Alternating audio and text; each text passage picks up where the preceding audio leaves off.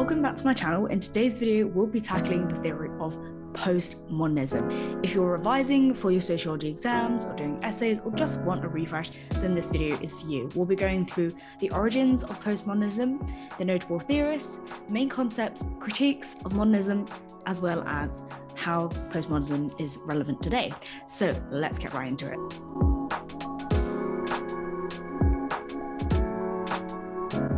So postmodernism, as with a lot of other theories, originate in wider movements that span a lot of different subjects such as art and philosophy. Whereas modernism was all about enlightenment, rationalism, and technology, postmodernism was all about breaking that down, a lack of universal truth and individualism. Postmodernism was born out of a reaction to modernism, hence the title postmodernism. And Jean-Francois Lyotard, I hope I'm pronouncing his name right, said that simplifying to the extreme, I define postmodern as an incredulity towards meta-narratives. So meta-narratives are a concept that we'll explain a little bit more later, but postmodern theorists can't actually decide whether postmodernism is a whole era in itself or if it's just a continuation of modernity. So there's actually a theory also called late modernity, which is talking about this extension of modernity. We won't go into detail here, but late modernity is where key theories of modernity are basically magnified. So such as reflexivity and disembeddedment, as said by Anthony Giddens. So the origins of postmodernism in sociology are dated back to the 1970s and can be said as a reaction to the collapse of communism. So let's get into the main theorists who advocated for this theory. So even though Michel Foucault wasn't like a postmodernist per se, his work has influenced a lot of postmodern theory, which is why I'm going to give him a little special shout out before we go into the main two guys, who are both Jeans, Jean-Francois Lyotard and Jean Baudrillard. So Jean-Francois Lyotard was a French philosopher who's most famous for his work in postmodern condition. I've linked a translated copy in the description below in case you're interested in reading it. It's quite an interesting read, so I would recommend. And his angle to postmodernism was all about the lack of universal truth. He said that people are developing their own perspectives, which he called technical language games. So even though he's saying that there's a lack of universal truth, he doesn't say that anything goes, because then you're just going to have chaos. You're going to have like the purge happening, which we don't want, right? So, but instead of that, he's saying that progress, like true progress in history, is neither attainable nor desirable. Because if you think about events like the Holocaust, right? Technically, it is the epitome, is the embodiment of modernism, and that is what postmodernism is saying, that we need to step back and evaluate, because without technology, without rational thinking, in quotes, rational thinking, and technology, the Holocaust would not have been able to happen. So postmodernists are saying that we need to step back, think about, what is progress? What does progress mean? And do we actually want this progress? And Jean Baudrillard is another French philosopher, and he was a prolific writer. He wrote loads, he thought a lot, as with most philosophers, and he was all about the idea of hyperreality. He introduced the idea of simulacrum, which we'll talk a bit more later. And he took it to such a level that he claimed that even the Gulf War didn't happen, and the only way we experienced it, especially in the West, is through the media. So he's all about, hypermedia and celebrities and all that stuff.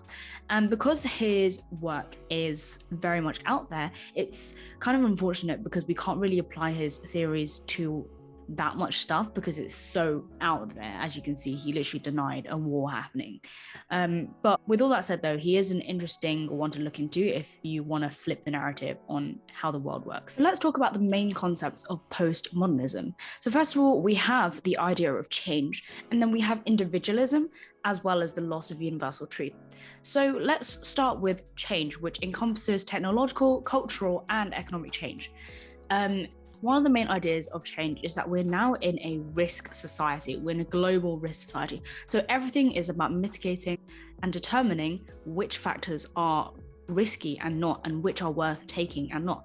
And it's kind of true. Like, we're all about mitigating, bad things happening and trying to control, such as this global situation going on right now.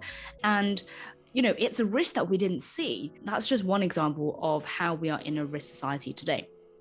And it's also, in terms of culture, dominated by Western culture now. So everything across the globe is based on the ideals and the structures and the frameworks of Western culture, whatever that means.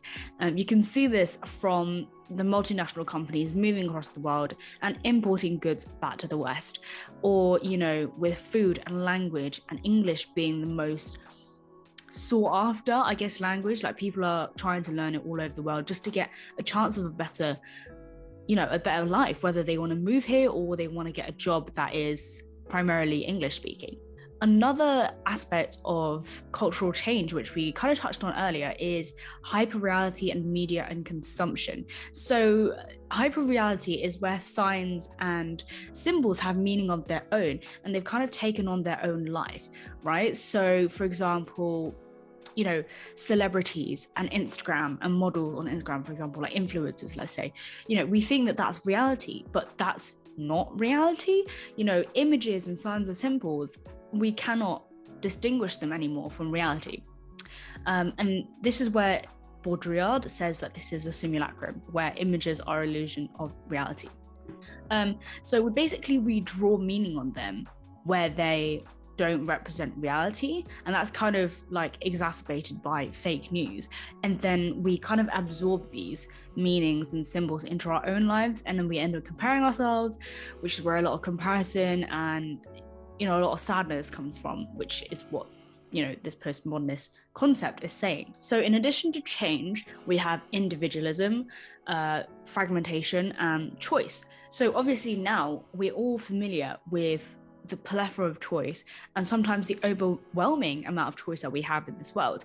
So, we have so much choice that we have to decide what to do, how to do it, and why we're doing it. And something that kind of fuels this is our individualism. We're all told that we have our own choices. We are in control of our own destinies, which we all know is not true. So in addition to individualism, communities are being fragmented and they're being scattered to different geographical locations and come together online.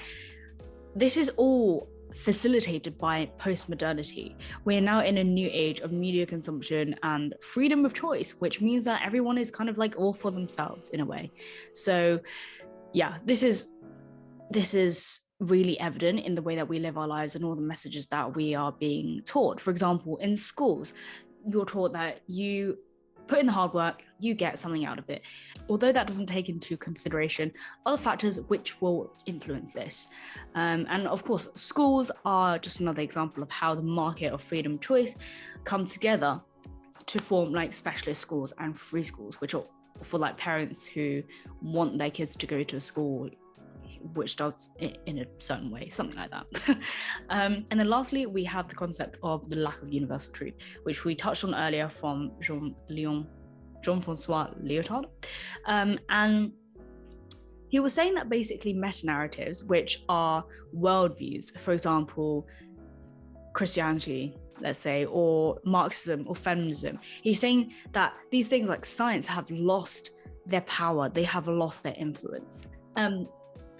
Science is a great example of this. It's because people are losing their faith in science, and it's kind of unfortunate, which is of course exacerbated by fake news and everything that's happening right now, because even science can't explain everything that's happening. So people are turning to other things that they can put their faith in and hopefully control more, which is why there's a lot of talk about like bodily autonomy for like vaccines and things, instead of looking at the science and saying that actually getting a vaccine might probably save your life.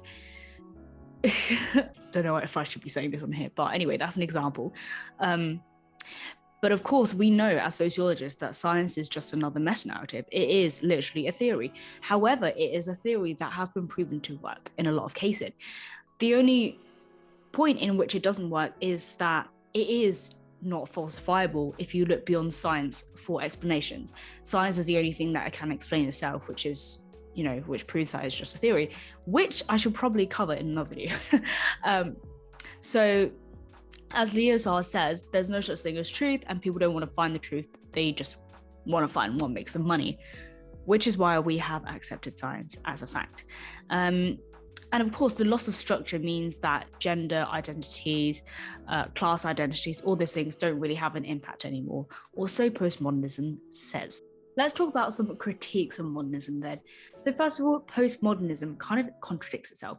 It says that meta-narratives are losing their power and their influence, yet postmodernism is kind of a meta-narrative in itself, if you want to see it that way. But I feel like we have kind of been absorbed into this postmodern way of thinking, which benefits a lot of people. It benefits like the elite and stuff to say that everything is choice and you work hard and you get things out of it, when in fact that doesn't happen, as we already know. As well as that, like, are people as passive and accepting of images, symbols, media as postmodernism says we are? Like, do we not have brains that we can think for ourselves and see past those images, as a lot of people are deconstructing right now? Like, they're saying, you know, there's a lot of talk about how social media is fake, there's a lot of filters going on, so, you know, people aren't really dissecting this, so people aren't as passive as they might seem. Secondly, structures still exist. So, you know, yes, people grow out of them, people can change their views in society, but there are underlying structures that we cannot change. These have been laid down since the beginning of time. You know, different empires, different laws, religions, decrees have been made, which form the foundation of where we are today. Not saying that we can't change them, but it is the way it is today. You know, we are where we are because of where we have been. We can build forward on that in the future, but we cannot change what has been done. But of course, we can learn from it. And thirdly, postmodernism ignores power and inequality. So they're saying that structures don't exist anymore. As we said, structure does exist. And individualism is great and all, but not everyone has the time and the money to actually exercise all of that freedom and choice that postmodernists say that we do have. So of course, gender, race, class, ability, sexuality, all of that impacts this. So, you know, a lot of us who have these marginalized intersecting identities might not have the time or the energy to think about all this like freedom and choice, when some of us just need to survive, right? Some people are heavily like persecuted, or those who are living in poverty will need to survive, and they're not really thinking about choice and individualism and how great freedom of choice is, right? So postmodernism really ignores that, which is definitely a huge critique of it. Let's talk about how postmodernism is relevant in today's world. Firstly, we have the distrust of experts and media. Now, this stems from a lot of the increase in fake news, of course, and the virality and the ease of sharing on social media today, which allows fake news. I kind of really don't like the term fake news, because you can say fake news to absolutely anything, but fake news is what is literally untrue and can be spread by anyone, right? And more often than not, it serves a certain agenda. So this stems from the increased saturation of media and like hysteria about moral panics, as well as the phenomenon like the pandemic. So put two and two together, you have a phenomenon and you have hysteria, and then suddenly you have a lot of fake news and media saturation about it. And of course, people's worldviews get challenged by the media and what they see, and it often leads them to want to like stand firm in their beliefs and turn to something that they can control, which is why we talked about earlier about anti-vaxxers and things like that. The second evidence of the theory of postmodernism today is the increasing globalization. And of course, the nature of globalization and technology means that we are like the most interconnected and, you could say, interdependent to each other as we have ever been across the globe. So things like air travel, you know, the virus would not have spread if we didn't have so much travel going on. You know, it would be contained to like one country or two countries. But because we are so interconnected, crises that happen in America could affect Asia. I mean, that's massive, like two massive continents, but you know what I'm trying to say, right? And of course, hybrid cultures also develop as evidence of postmodern theories being true, because cultures like merge and change, and of course, cross-border migration is a lot more common because of things like air travel, like we said earlier. And thirdly, we have the fluidity of identities. as postmodernism says, there's a lot of structure and breakdown. So the structures of families have been broken down, identities have been broken down, which might just be society liberalizing and like being more progressive. I'm putting quote marks because we need to examine what those words actually mean. The fluidity of identity means that we can discard and take on new identities as we please. So structural identities like class and gender, ability, sexuality, all of that might not be able to be, you can't throw them out the window and say that they don't affect you. So rather than saying that class, ability, gender, sexuality, age, all of that is, you can discard those identities. It's not saying that you don't have any of those identities. It means that they can merge. They are seen as together, right? And intersect, which is why Kimberly Crenshaw coined the word intersectionality, which is where you have multiple identities and they cross at a certain point, and that middle point is you. So yeah, people occupy several of these at once, and you probably occupy a lot of those as well. So did you learn something new? What did you think about the theory of postmodernism? Let me know in the comments below, and with all that said, I will see you in my next video. Bye.